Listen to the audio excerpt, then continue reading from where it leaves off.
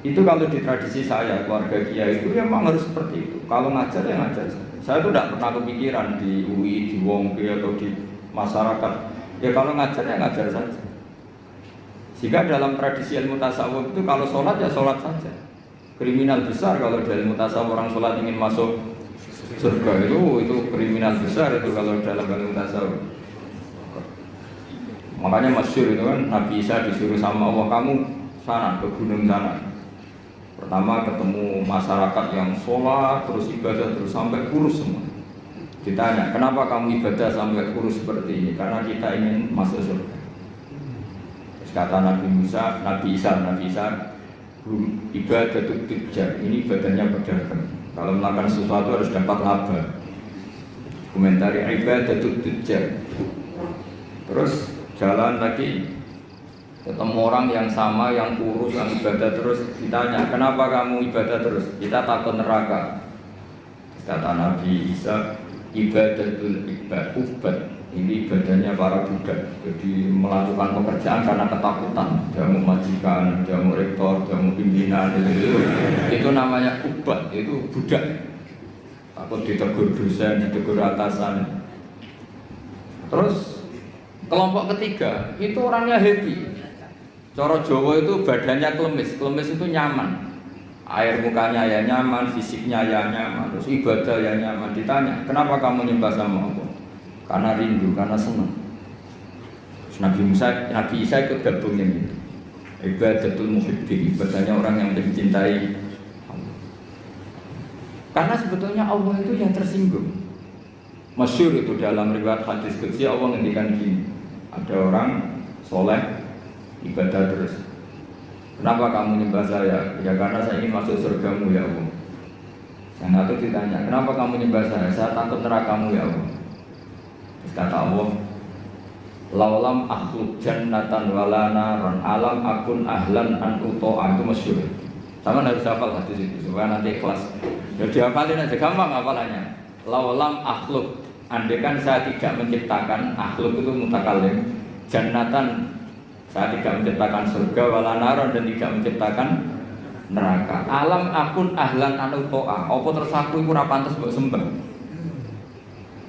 Nggih tetep pantes Gusti. Nah itu makanya saya itu kalau ngaji di mana-mana tuh bikin analogi. Saya ini kan orang yang sering bikin analogi tentang ilmu-ilmu hakikat. Misalnya gini. Sampai tak tanya. Ini mic ini warnanya apa? Sampai jawab apa? Hitam kan? Minta bayaran apa enggak? Enggak kan? 1 tambah 1 itu berapa? 2. Kita biasa ikhlas mengatakan 1 tambah 1 2. Tidak bilang gini, kalau dikasih 1 juta tak jawab 2, kalau enggak tak jawab 4. Enggak begitu kan? Artinya kita sering ikhlas mengatakan 1 ditambah 1 2. Itu ikhlas sekali. Enggak ada yang bayar yang jawab 2. Tapi kenapa saat Anda mengatakan Allah Tuhan juga itu hakikat, nunggu digajar surga? Itu kan kacau sekali itu dalam. Kita sering ikhlas mengatakan kebenaran. Misalnya 1 tambah 1 2. Ini meja warnanya hitam. Ikhlas gak teman? Ikhlas. Tapi saat Anda mengatakan Allah itu Tuhan, minta surga. Ya tapi maklum kamu tidak usah ke sana, nanti gak jadi dosen, jadi wali, nanti repot. Nah ini cerita aja, cerita bahwa dosen juga bisa jadi wali gitu. Tapi nanti kalau latihan ya itu tadi, gak usah gaji, gak usah penghormatan, gak usah macam-macam. Bisa masalah kan, masalah di rumah maksudnya, gak masalah di kamar. Tapi itu memang latihan, ilmu itu harus dilatih. Sehingga kita ini sama Allah malu. Malunya adalah saat kita mengatakan 1 tambah 1 2 tidak karena upah, hanya karena ingin kita ngomong hakikat. Hakikatnya memang 1 tambah 1 2. Nah Allah itu hakikatnya Tuhan. Di mana-mana Tuhan itu ya layak disembah. Makanya kata Allah, andai kan saya tidak menciptakan surga atau neraka, apa lalu kamu tidak nyembah saya? Bisa saja orang ini jawab, ya enggak lah mesti rugi, ngapain kan? Ini kan masalah gitu. Makanya sebetulnya Allah itu tersinggung sama orang-orang yang nyembah karena surga atau karena. Tapi karena Allah itu zat yang baik, Meskipun tersinggung itu ya baik-baik saja. Ini bedanya Allah sama makhluk. Artinya Allah itu zat yang sangat Rahman, sangat Ghafur. Meskipun tersinggung itu ya nggak apa-apa, tetap mengapresiasi ibadahnya orang-orang, kemudian diberi pahala apa? Maka dalam cerita-cerita sufi itu masyhur itu. Suatu saat Robi Adawiyah itu bawa api, bawa oncor. Kalau dulu itu oncor. Ngerti nggak apa? Obor itu. Yang satu bawa air satu gelas. Ditanya, kamu mau kemana? Mau membakar surga dan memadamkan neraka. Terus kenapa ya? Doanya Robiah yang paling masyhur gitu. Ya Allah, jika saya menyembah Engkau karena ingin masuk surga, haramkan saya selamanya tidak akan masuk. Dan jika saya menyembah Engkau karena takut neraka, neraka akan saya isi sendiri, tidak usah diisi yang oleh saya saja. Karena ini sudah ilah darajatil hakikat. Kalau kita bisa mengatakan 1 tambah 1 2 itu ikhlas tanpa presentasi apapun, kenapa mengatakan Allah Tuhan nunggu digaji surga? Jangan-jangan di hati kita kalau nggak ada surga kita tidak mengatakan Allah itu Tuhan. Jangan-jangan kalau kita tidak jadi dosen UI tidak peduli sama perjalanannya Islam di Indonesia.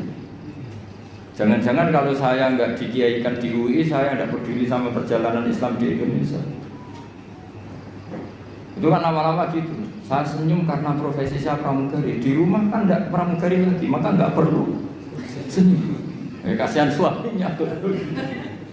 Maka bahaya sekali kalau seperti itu. Dosen di kampus pengajar, di rumah tidak pengajar tapi penghajar. Itu nggak boleh seperti itu. Kalau dosen di kampus harus dosen di rumah. Kalau senyum di pesawat harus senyum di rumah karena senyum itu kebaikan. Kalau di pesawat baik ya di rumah baik. Ngajar itu kebaikan. Kalau di kampus baik ya di rumah. Allah itu Tuhan, di mana-mana Tuhan, kapanpun sebagai Tuhan. Nah, di sini ini pentingnya ilmu. Makanya di Quran, ini kembali lagi ke ulumul Quran. Kalimat fattakun naro itu dengan fattakuni itu banyak fattakuni sebetulnya. Karena kalau fattakuni itu ilmu hakikat, jadi fattaku mongko wedya sira kabeh ning ingsun, kamu takutkan saya, takutlah kepada saya. Ya ulil albab, kalau kamu punya akal. Jadi orang yang punya akal takutnya sama Allah, bukan takut sama neraka. Makanya dalam cerita itu pernah Sayyidina Ali itu di satu masjid mubalignya atau penceramahnya itu cerita neraka. Serunya bukan main. Neraka itu gini. Memang neraka itu seru betul. Benda dimasukkan neraka itu jatuh sampai Qa'ri Jahannam paling bawah itu nunggu 70 tahun. Bisa dibayangkan kalau kita masuk ke sana itu naiknya kayak apa itu susahnya. Benda yang dimasukkan ke neraka dijatuhkan itu sampai bawah itu nunggu berapa? Bisa kamu bayangkan kedalamannya. Neraka itu menghabiskan meteran berat. Benda dijatuhkan ke neraka itu sampai bawah nunggu berapa? Enggak. Semua cerita neraka sehingga hadirin tuh nangis semua. Sayyidina Ali pas liwat terus si penceramahnya dipanggil. Kamu membuat mereka takut oleh neraka sampai seperti itu. Apa kamu bisa sukses membuat mereka takut kepada Allah sampai seperti itu? Dites, nggak bisa balik. Terus masyhur itu Sayyidina Ali mengatakan atajizu an wasfi makhluqin mislah. Masa ngadepin neraka saja sesusah itu. Apapun topnya neraka itu makhluk, sesuatu yang diciptakan Allah. Harusnya kamu lebih takut sama Allah. Sehingga semenjak itu dirubah cara ceramahnya dirubah. Jadi tidak. Karena tadi itu yang diikuti ulama-ulama tasawuf. Jadi ulama tasawuf itu orang yang mengembalikan pada akal waras. Ya kayak tadi. Saya mengatakan ini hitam itu hanya karena apa? Ya memang warnanya hitam. Supaya saya jadi orang waras. Kalau hitam ya tak bilangkan hitam, tak katakan hitam. Sama, Allah itu Tuhan. Kapan saja Tuhan dia sebagai Tuhan. Andai kan tidak menciptakan surga atau neraka, dia tetap sebagai Tuhan. Jadi kesetatusan Tuhan Allah itu tidak nunggu bikin neraka atau surga.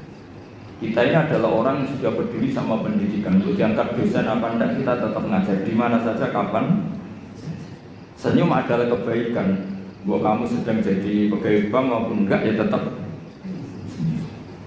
semuanya harus gitu. Peduli sama yatim piatu ya sudah satu kebaikan. Buat kita pengurus yayasan apa enggak ya tetap peduli sama yatim. Nah itu ilmu hakikat. Sesuatu itu dikembalikan pada proporsinya. Itu termasuk yang diajarkan Sayyiduddin Bid'ah Salam. Sehingga kita kalau maknani fattakun naro sama fattakuni wattaquwah, kualitasnya itu tentu tinggi fattaquwah atau fattakuni ya. Karena Allah itu zat yang harus kita sembah, kita puja-puja, kita takuti ya sebagai Tuhan, sebagai Allah. Bukan nunggu karena Allah bikin surga atau neraka. Itu dalam ilmu tasawuf. Tentu kita tadi ya, mungkin kelasnya tidak sampai seperti itu dan tidak perlu seperti itu nanti. Sehingga terus ibadah yang ingin masuk surga itu disebut ibadah tujuan apa? Ibadahnya para apa? Jadi harus ada untungnya. Jadi Allah berarti mitra dagang. Itu sopan nggak kira-kira? Ya Allah tak sembah loh, tapi ada syaratnya. Apa? Ya saya harus masukkan ke kata Allah kalau nyembahnya tidak benar tak kurangi. Ternyata poin kamu tak. Ya nanti kan jadi panjang, apa? Makanya masyhur itu ada guyonan. Ini guyonan sufi, tapi nyata. Ada orang nggak pernah maksiat, nggak pernah apa-apa. Toat terus nggak pernah maksiat, masuk surga. Ditanya, kenapa kamu masuk surga? Karena saya tidak pernah maksiat terus ditoat terus. Ya oke, kamu di surga. Umur kamu berapa? 80 tahun. Oke, kamu di surga 80 tahun. Protes orangnya, ya Allah, ibadah saya katanya surga itu selamanya, kenapa 80 tahun? Kan kata kamu masuk surganya karena amal kamu, kan kamu amalnya hanya 80 tahun, ya surganya 80 tahun. Yang abadi itu fadl saya, anugerah saya. Akhirnya, ya sudah Gusti saya masuk surga karena fadl kamu, karena tidak jadi sudah karena kamu.